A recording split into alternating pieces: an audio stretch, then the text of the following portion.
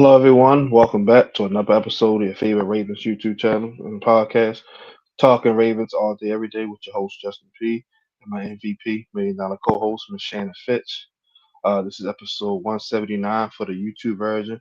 For the audio version, for those who can't watch live, it's season 3, episode 15. The links are right there below underneath the description, for all the audio platforms, if you can't watch live. But basically, all you gotta do is type in Talking Ravens all day, every day. It'll pop right on up. I know we ain't see y'all guys in a month since the Trey Henderson signed, the Max Crosby, Void deal, and all that good stuff like that. But we're 2 days away from the draft. Shannon got some great topics to talk about. We're gonna do a few mock drafts. So without further ado, I'm gonna let Shannon take it away. All right, Justin, this is your favorite time of the off season. Hmm. Mock Yes, it draft. You is. you look, you start doing mock draft as soon as you get put out the playoffs, or if we don't make the playoffs. So, so we're gonna do two mock drafts today. I'm gonna limit you to two because I know you got way more than that. Yeah, So, for sure, for sure. give me your mock drafts for 2026. All right. Here's my first one. No trades, just straight regular. So pick 14, I got Ruben Bang, edge from Miami. You already know I'm a big Kane fan, so if this happened, I'll be ecstatic. Pick 45, have Emmanuel Prignon, guard out of Oregon. Pick 80, Dominic Orange, D tackle out of Iowa State. Build the trenches. 115, Jack Slaughter, center out of Florida. That's a possible potential Todd Linderbaum replacement. So pick 156, I have Michael Trigg, tight end out of Baylor, a possible likely replacement. 162, I have Anthony Lucas, edge out of USC, another edge guy to add, need some depth there.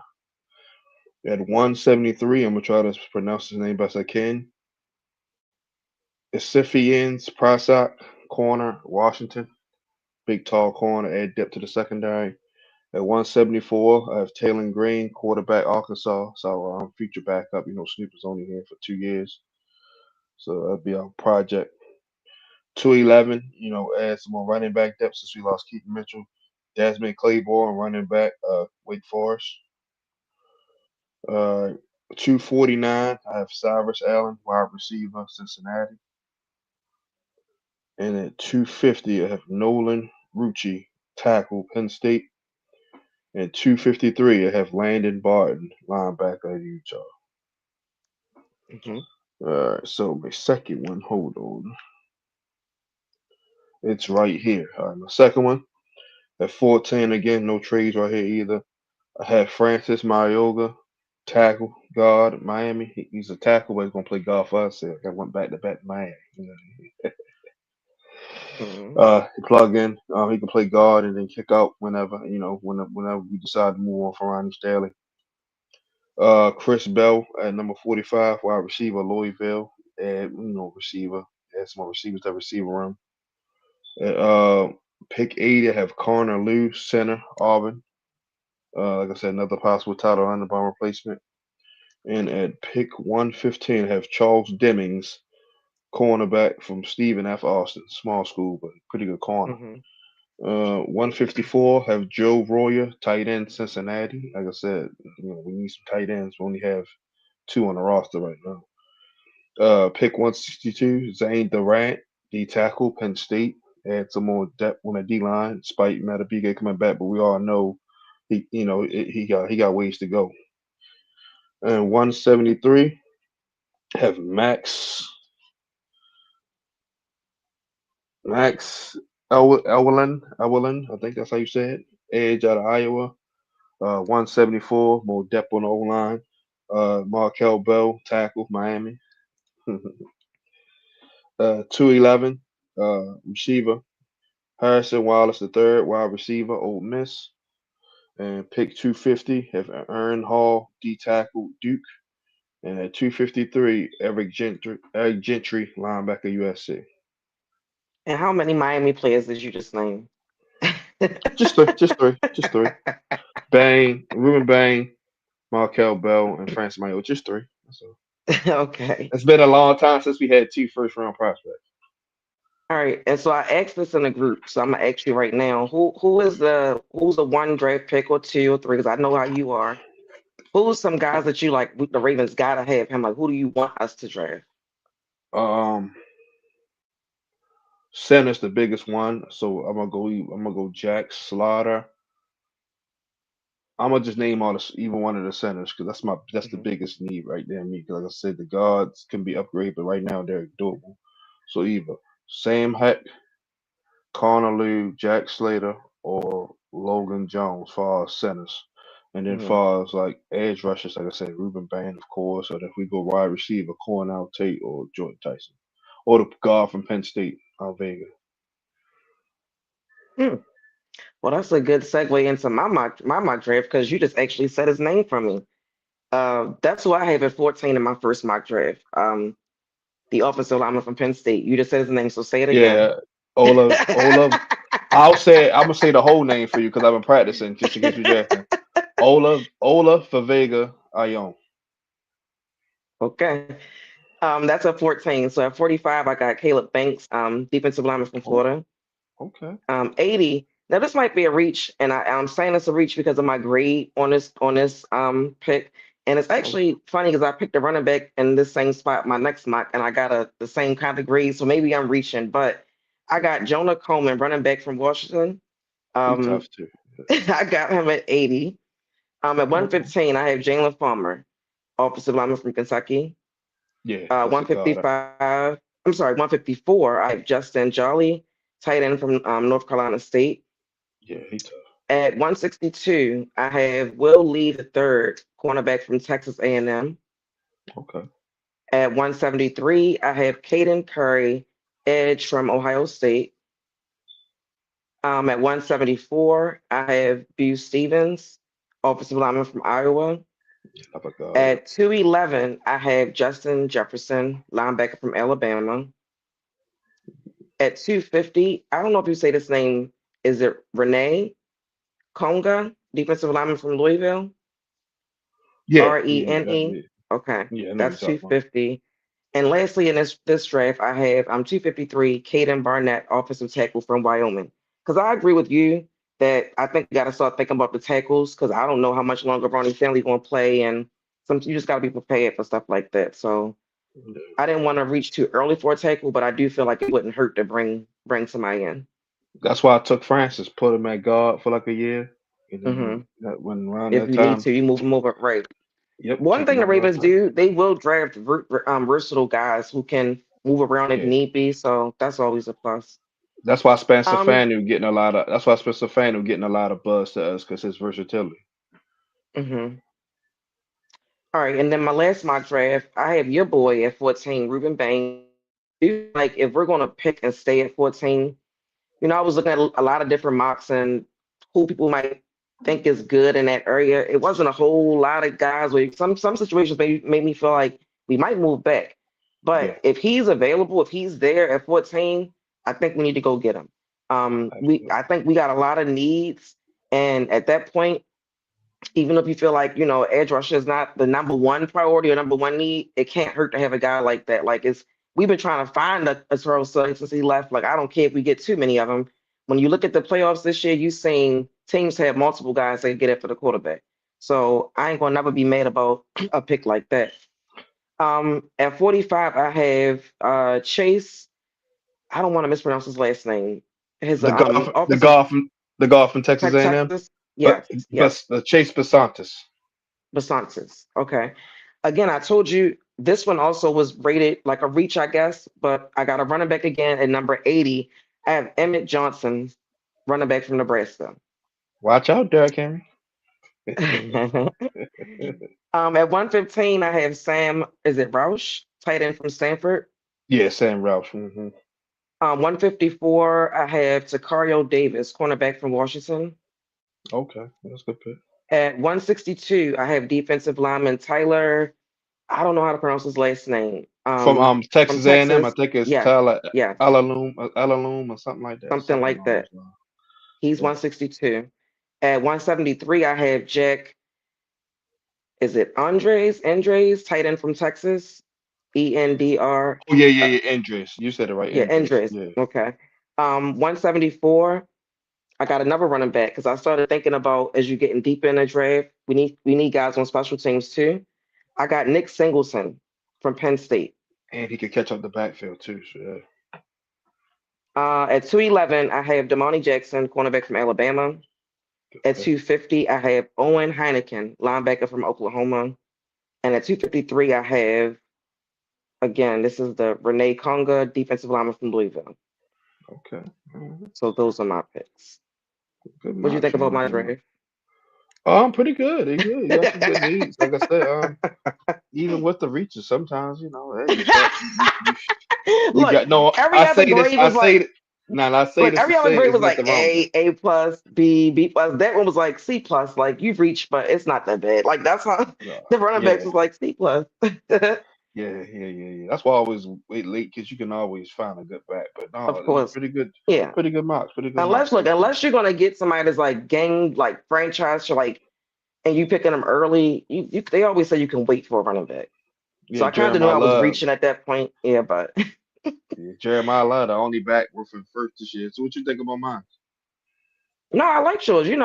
I enjoy hearing from you because you know everybody and you really be into the college football thicket thing. So Yeah, I know if I don't know something or want to know, I know I can ask you. I don't look. I'm not here to tell you that your draft is wrong, but I will say that I do. If Ruben is there at 14, I want the Ravens to get him. Like same Like I here. said before, like I don't have a must-have player. It's like Kyle Hamilton. I didn't think that we would be able to get him. You know what I mean? When we got, I just didn't think he would be available. Not that I Yeah, didn't think he was. So it's like I hope if he's there, go get him. I All agree. right. I agree. So the next topic, Baltimore's had some jerseys dropping. The Orioles dropped some jerseys. The Ravens released their jerseys. But last Thursday. So Yeah, what you think about the new threads for this year? pretty good. I like the little alternation of color, the bird wing, and all that, and the white ones with Baltimore across. Only thing is, I just wish I got all white helmets one time. Just all white helmets, like the purple bird on the side. But overall, Hmm. pretty good. I like the all black. That's probably my favorite. The purple rising with the actual raven bird on the purple helmet instead of the other bird. Pretty good. But overall, like I said, pretty good. I just wish we'd got the white helmet. That's just always my thing I'm claiming. Have we ever had one? No, not no, no. They probably get scuffed up too. They probably just not even worth it. Thinking about how messy they might get. Yeah, I mean, everybody got charged. Got my free teams got them. I mean, Yeah, and it probably cost their equipment people a lot to clean them things up. I'm But sure. I'm sure. I'm sure. I really wasn't moved by the jerseys. Like my coworker had asked me that when I saw him at work the next day, like, what you think about the jerseys? And I'm like, I shrugged my shoulders, like they didn't look different to me. Like you just mentioned some things that are different. And it's like, okay, but it wasn't anything make me be like, ooh, like these is hard, this is tough. Right. Like when I saw the reaction of the players, I was like, oh wow, like before we saw them and the players like looking at the little thing and looking at the jerseys, their reaction made me think it was going to be something like, ooh, these about to be hard. But when I saw it, I was looking like, well, what's different? I mean, I didn't see anything that was, like the Orioles New Jersey, it's something new, it's different. You know what I mean? Like it's Yeah. different from anything that we have. So I don't know what I was expecting from the Ravens, but I don't dislike them. I just wasn't moved because they just look like what we have now.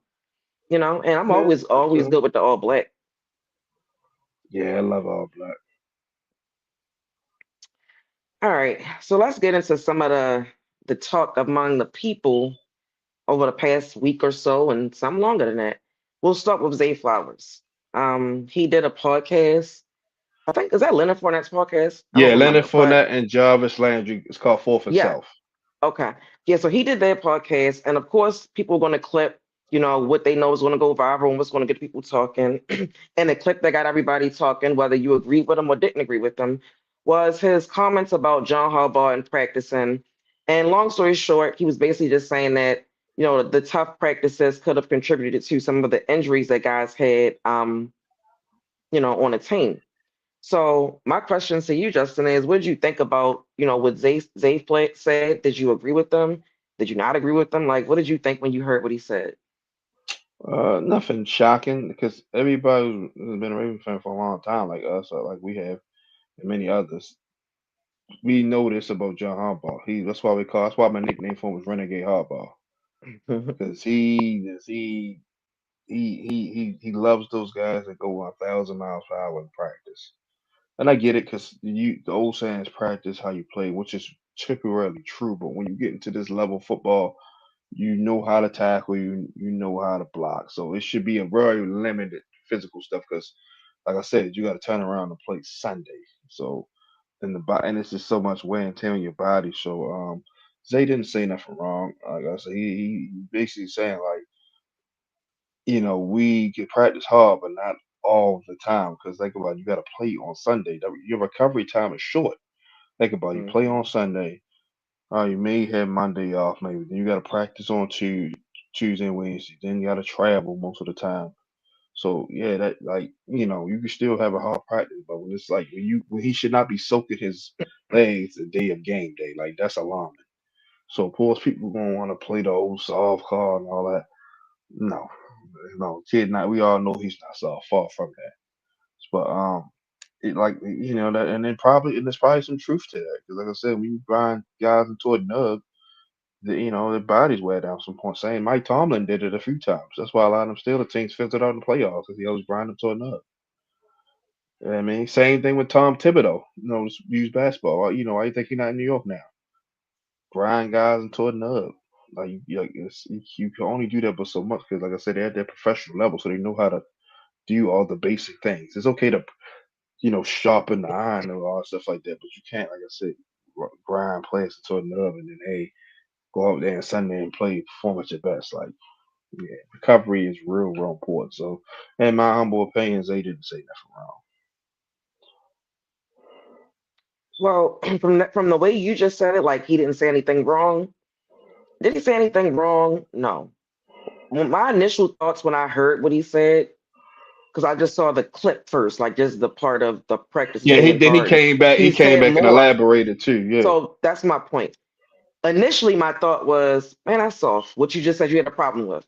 Because what are we talking about? Like, let's say the practice was too tough, right? Before I say that, we've heard a lot of guys say how tough the Ravens practices are, training, strength, and condition. It's not easy, right? Cool. So in the moment, if you feel like practices is too tough and it's just hard on you and it's taking a toll on Sunday, the reason we had a mutiny in 2012 was because the guys in that locker room stood up and said that. yeah, So if at any point that John Harbaugh was doing too much and it was too much on y'all, why nobody in that locker room? I'm saying this because I don't know if I didn't hear him say this part, but nobody never said nothing to John Harbaugh like this is too much. And if you did say that, then I hope you said it on that podcast too, because that was the question I had initially was like, that's soft. And if it was all of that tough and so hard on y'all, why didn't you talk to him about it? Like that's what Ed Reed and them did in 2012.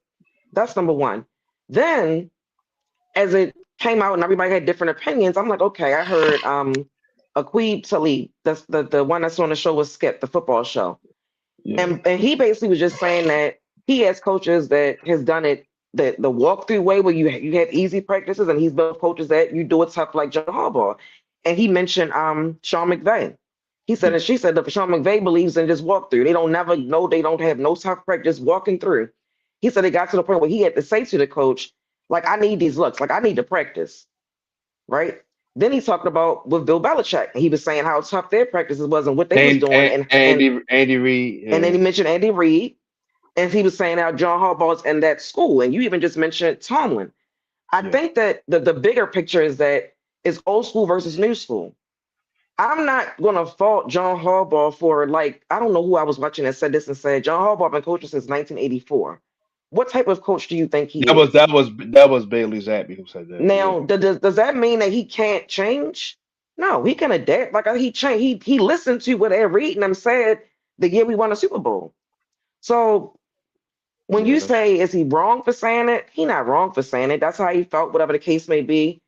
Zay responded to a post and he said like he could have worded it different because he said he came to practice every weekend. He was like ex Harbaugh, like who was out there doing what they had to do in practice each week. He was like, but he said, and I played all 17 games. I'm just saying that could have contributed to other people and their injuries. And in saying that, like you mentioned, he also bigged up John Harbaugh in that same quote and was saying, I would be lying if I would say he didn't make me better. We weren't prepared for games and the positive things he said. So I say all of that to say, initially I was like, man, this is soft. But as I started seeing more and learning more, just hearing other players' perspective, and then seeing everything that Zay said about it, I'm not mad at it. Like I just wish that he would have said the good stuff first because they just clipped up. They're gonna clip what they want anyway. But when you say good stuff and then go into it, it doesn't even nobody's even gonna get to the point of the good stuff because they hearing you say the negative stuff first.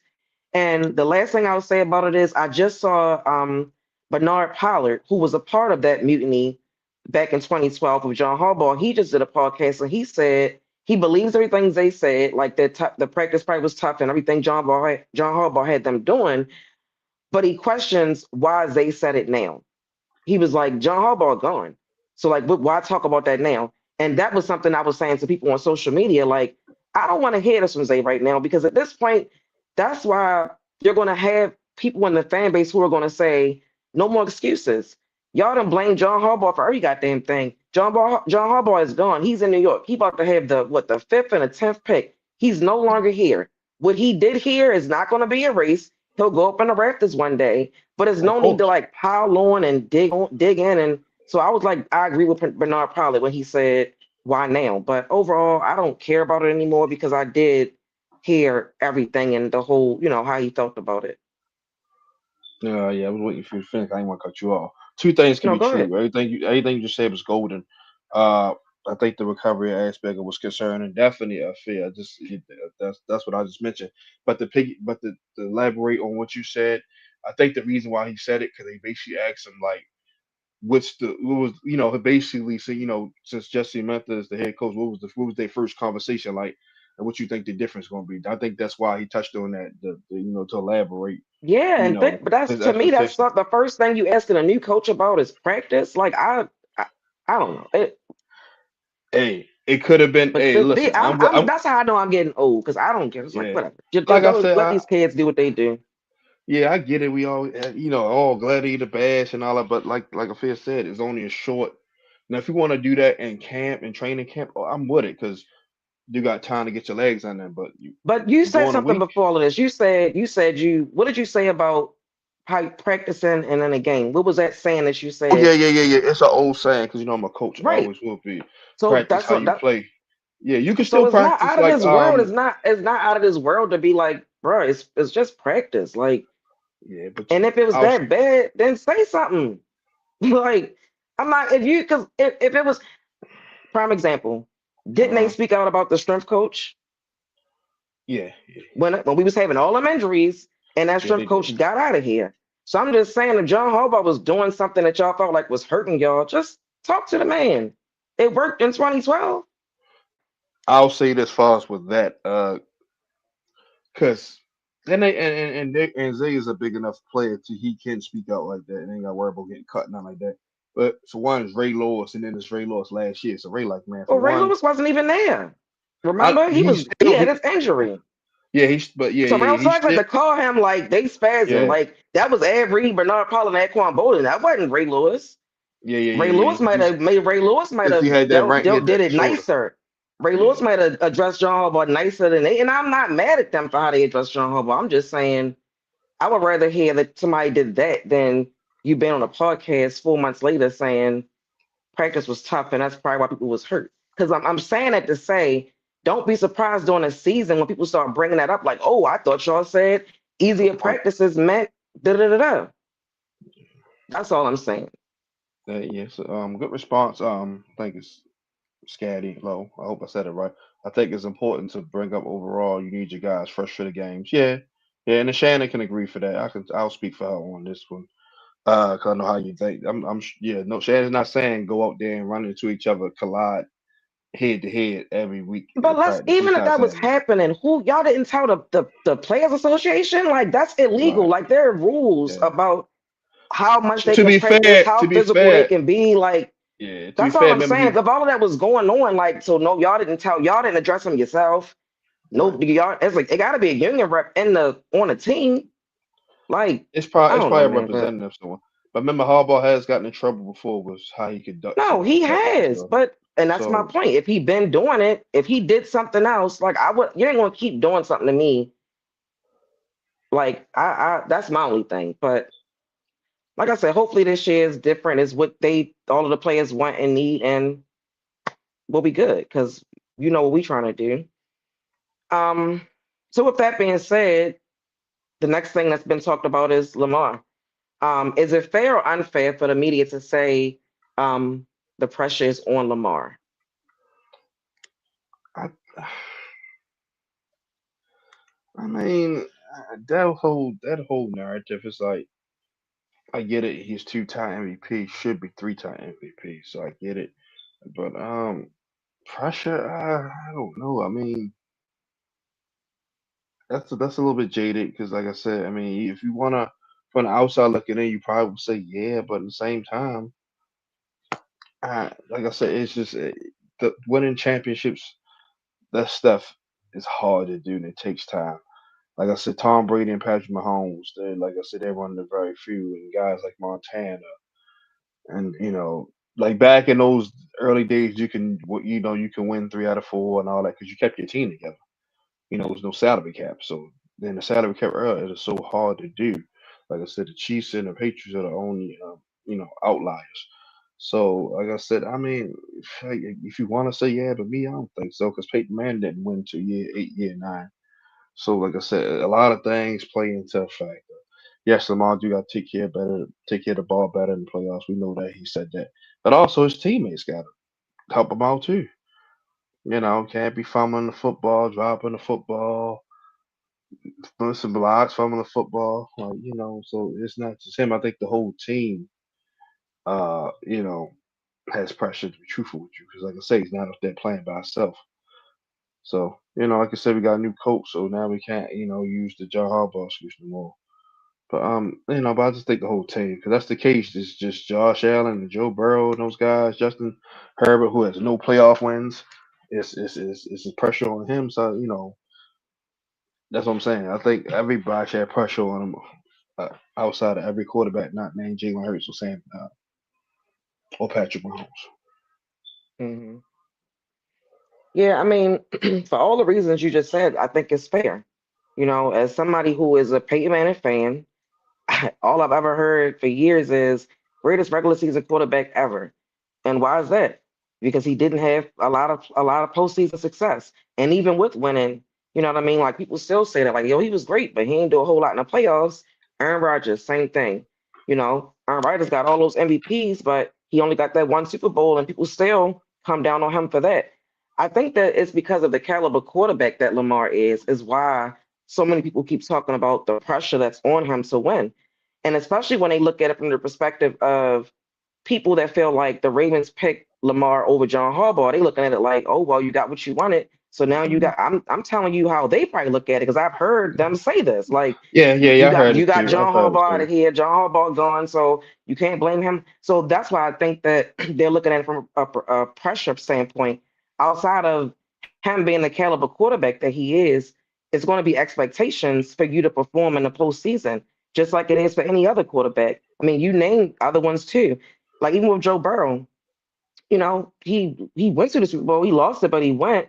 So Yeah, people might not talk about him in that the way of pressure as they are with Lamar because Lamar hasn't even made it out the AFC yet. Neither has Josh Allen, right? So that's a I, whole nother conversation between those two men. You could talk about pressure. If you want to talk about who should have equal amount of pressure, I would say Josh Allen and Lamar Jackson. I don't think any like those two. I don't think it's a one over the other because they've both been great in the regular season. Now they're both MVPs. Lamar still being a two-time, could have been a three-time. You know what I mean? But it's fair because of the caliber quarterback you think they are. You can't yeah, think somebody is one of the top quarterbacks in the league, and then when it's time to perform, be bashful and be like, "Oh well, it's not easy to win a championship." And I say that because no, it's not easy. But as a fan, and just be honest, have you ever used that against somebody like they don't perform in the playoffs? They get in the playoffs and they choke. Like as a fan, when you're talking about any sports, have you not ever said that about a player? Yeah, I say So that if about you James. haven't, I say that about James Harden all the time. So yeah. right, and so we can say James Harden and Lamar is the same thing, right? Because James Harden is choked at the highest levels that people could say, like he doesn't show up sometimes. We talking about Lamar and his performance in the playoffs. You know what I mean? So I'm not whether you want to compare him or not. I'm saying it to say, you see, Right. but you probably don't want to admit that because Lamar's a quarterback on your team, but you're comfortable saying that about James Harden. I'm just saying the same thing applies to everybody. No, If I I said if that. we hold you to I a said if we hold you to this, we don't look at Justin Herbert. What do you like Justin Herbert? You know what I mean? Like when you just say nobody says about who cares about Justin Herbert? Like nobody. I mean, he's solid, he but was the fifth he's overall not pick, but I get it okay. though. Yeah, but it's still like who's thinking about when you're listing your top five quarterbacks. Most people He not gonna putting be he Justin gonna Herbert. he if he not being Because five, you're he might talking come at about you're going to six. talk He about might come what? at You want to talk six. about stats? Okay. So if you think Yeah, okay, so if you want to put him up there then you can have expectations for Justin Herbert. I just feel like it's levels to it. And I yeah, hold Lamar up here with other particular quarterbacks, and I just feel like it's fair because of who he is. And that doesn't mean that's a bad thing. Like people expect you to win, like in all sports. Like once you start winning individual awards, the next thing is a championship. Then you win one and they want you to win more. Look at, like I said, Peyton Manning, Aaron Rodgers, they won one and that doesn't matter. So that's the thing about Lamar is like people going to, yeah, he got expectations. So the pressure is going to be on him because it's the optics. They got rid of the coach. They clean right, house. right. Everything you wanted, they did. That's what people are going to say all year. Watch that be what people say in general. Like, so that's Yeah, why I'm saying it's fair, not because of that. Like, I don't feel that way. I feel like the Ravens in general should be given grace because you got a new coach. We don't know what's going to happen. Everybody got to buy in. It's a lot that takes to, but we've also seen new coaches come in and immediately change things. The Ravens aren't a horrible organization, so it should be easy to still be who we are expected to be on that front. But I do think it's fair to talk about like I don't use stuff like pressure, pressure, pressure. Like I don't talk like that. Like you got pressure on you to win. We just expect you to win. And it's because you're great. That's all it is to me. Not necessarily pressure. Like if he doesn't win, nothing's gonna happen. Next year we're still gonna be talking about him being a great quarterback or whatever we're talking about, but it's not gonna change his greatness. We expect you to win because you're great. yeah, yeah. That's true. But like I said, that's why I say it is fair to a degree. But remember, it's the first thing I started off with. He does have to stop turning the ball over. So I am holding him accountable. He said it himself. He do have to stop turning the ball over. And some of it is on other people, but sometimes it be him pressing, trying to make up for a Yeah. mistake. Three plays later, he got to stop that and just play more loose. The games that he Mm-hmm. playoff games he won, he played loose, didn't force nothing. The games that we lost, he lost. Unfortunately, he's always had a turnover too, whether it be his fault or somebody else's. But it's still Mm-hmm. on his stat sheet. So that's one thing you got to do. I think that's the biggest thing. Stop the turnovers.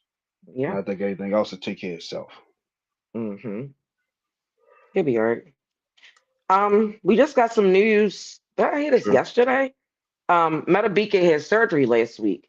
And Yeah. they say that he's believed to be ready to start the season or to be ready for the season. So what do you think about that? Good news. Good news. But I just tell everybody temper your expectations because, like I said, he essentially missed missed 95% of the year. He only played in 2 games last year. So we got to take it slow. We can't expect him to come back and just pick back up and get 13 sacks. Look, if that happens, great. But I'm just going to temper my expectations. I'm first and foremost. I'm glad he's even healthy enough to even come back. Like I said, neck injuries are very, excuse me, very very tricky and very dangerous. Hmm. So so that I'm first of all happy that he can come back and play. But like I said, you don't know if he's going to come back a little timid, a little hesitant. So, like I said, we just got take it one step at a time with that. But that is great news. Yeah. Yeah, I thought it was great news. I thought it was great news to say he might be able to play this season. But I did question, like, just wonder, I don't know the body. I don't know if they had to wait to see how something might heal, but like why did he wait so late to get surgery if it was something that may have ended up needing surgery anyway? Because it makes you Yeah, think that's a good about question. when Peyton Manning had got his neck surgery, he missed that whole year. Like he didn't play at all for the Colts, and that's how they ended up with Andrew Luck. So it's like you said, taper your expectations because I don't know that he's gonna be able to play. I don't know if he's gonna be. I don't know. Like neck injuries, back injuries, your feet, like those are just injuries you just don't know like how it's going to heal or how long it's going to take. And I like the optimism of him playing this year, but I just don't know. Like I really want him to be safe and smart about it because we've seen some crazy things happen in games pertaining to neck. So I want him to be careful. And him just getting surgery last week is kind of concerning to me, but let's hope for the best. Yeah, same. I did find that kind of odd. Like, why he didn't just get it done last year? But I don't know. Yeah. So our last topic, uh speaking about Madubuike, it actually just it kind of changed my thought process with the draft because I Same was with me. like, well, if he playing, or it changes how your draft board might fall, right? So Yeah. Art DeCosta spoke out recently and he said that the Ravens have about 197 players on their draft board, draftable players. Do you see the Ravens moving back in the first round? Depends if like a few guys get taken, like a Bang get taken, Olave get taken, Sadiq get taken, Carnell Tate, Jordan Tyson, all them guys gone, Spencer Fandler, all them gone. I can see them trading back and picking up extra Hmm. second and third, and then taking a guy in the later rounds. I can definitely see it. But if the top five, six guys are gone, yeah, I can see them trading back. Yeah, I agree. I feel like it depends on who's there. And to be honest with you, I don't know who I was watching the other day, and they was talking about the draft, and they was just saying that they're not really overly impressed. It might have been that football, the Gridiron Show again. And they were saying like after pick 10, like it kind of get wishy-washy with who you might want to take at that moment. But they was talking about why it made sense for the Bengals to give up that pick. So I can see them moving back if somebody who they want is already gone. You know what I mean? Like, but I just feel like for me, and I feel like that's the best thing to do too. Like if the guy, like how you just mentioned, like if Ruben is not there, if what's the other guy name, the offensive lineman, Oh Vega, yeah, Oliver Vega, yeah. if they, let's say those two, right? If they're not there and then nobody else you have, you're high up, then try to move back. Because what I don't want them to do is like reach. I mean, you can't make anybody trade with you, but it's Yeah, like 14 is a high enough pick where you should get somebody who could be impactful. So if you have Ola La Vega and Ruben, both of them still available at 14, who would you want them to take? Raven Nation gonna get mad at me, but you already know my answer. Ruben. Because you can get God just as good as God in the second round. You ain't getting just Yeah, as good as pass rushing him in the later round. I promise you that. I agree You can with talk you. about the short arms, whatever, all that's fine and dandy, but turn on the tape. No, I agree We with got to you. the national championship squarely off of him, and it came as it all back. I agree. I do. Yeah, so you can, like Like I I said, said, you second can't have round, too you many pass rushers. Like, and like I said, Trey Hendrickson's 32. He only gonna play for 3 years. Most, yeah, it's a 4 year deal, but it's most likely a 3 year deal for the right. most part. Unless he just, And by the time his deal up, we might be ready to pay him if we draft him, draft Ruben. yeah, and well, you can, like I said, you can always put them guys on the field. You can go dance call like the Giants did. They made it work. Seattle, Yeah. Philly, you can never have too many guys to get to the quarterback. You can No. slide guys in, boom, boom, third down, put them And that all on the makes field it at the same easier time. for other guys. Yeah, and then now for Beaks is fully healthy, now he can get back to getting one on ones because he got multiple guys taking up attention. Hmm. So yeah, like I love Vega, but Bang there, take Bang. You can take the guy from Oregon, 45. Yeah. No, that's it, everybody. Great show. Somebody said something. Trying to see how that's going.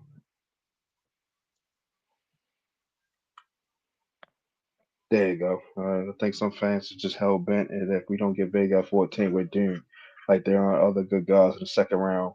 We can get if we want to. Absolutely, a fair. Absolutely. I've been saying like me and a few other guys like Coach Ruben Tanner. We don't because this is why everybody doing that because they letting the fact that Faalele and Voorhees' performance just get them That's a PTSD and big people point. forget. Yeah. And no shot at John, but John is not here to make those decisions no more. So, you got a new goal line coach, so you ain't have don't have to have people don't have to worry about that. So I basically it is PTSD and then the media have been spinning it. So, most casual fans are gonna run what they see on NFL network and all these shows, so they're gonna run with that. Granted, Vegas is a good prospect, but like I said, we don't take him at 14. He like, oh damn, we're gonna have a loser season. because you can get Emmanuel Pregnon in the second round. It's just as good, and Chase Visantis. It's plenty. We found majority of our good linemen in the later rounds. Mm-hmm.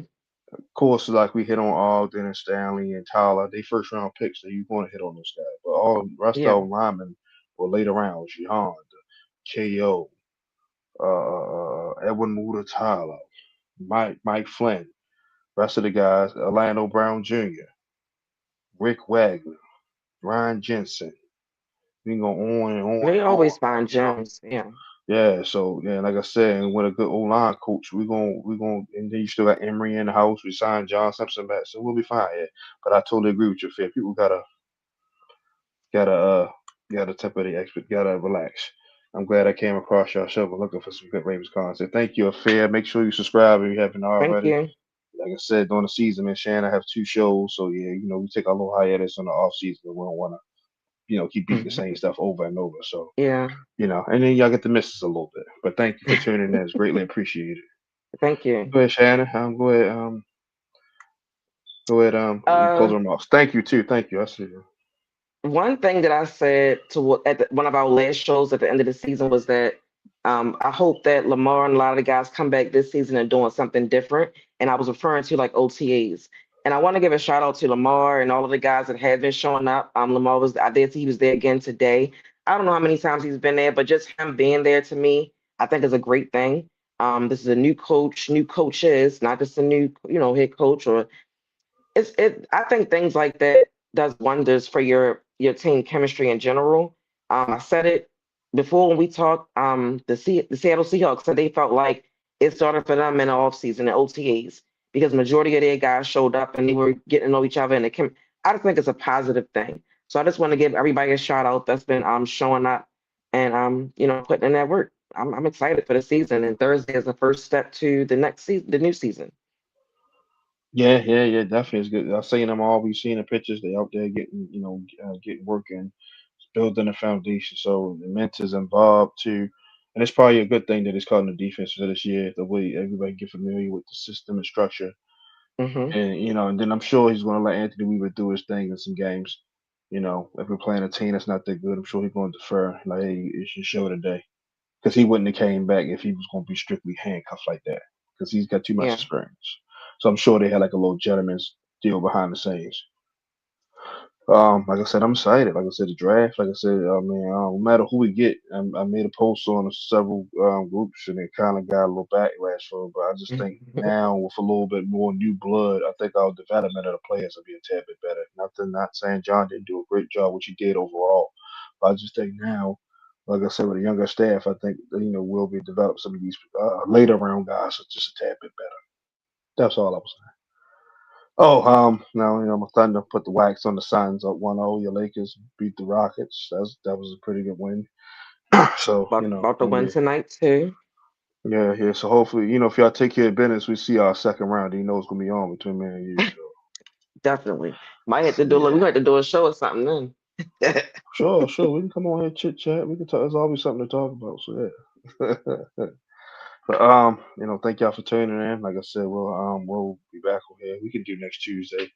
And just recap the picks, talk about other stuff, and then we'll be definitely be back on when they do the schedule release. So that's those two shows for sure that y'all Hmm. get out of us. Then we'll come out and do some stuff during training camp and all that.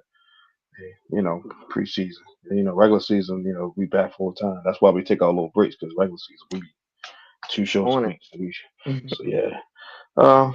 So everybody, know what I'm about to say. Make sure y'all trade, talk Ravens all day, every day. If you don't know what it means.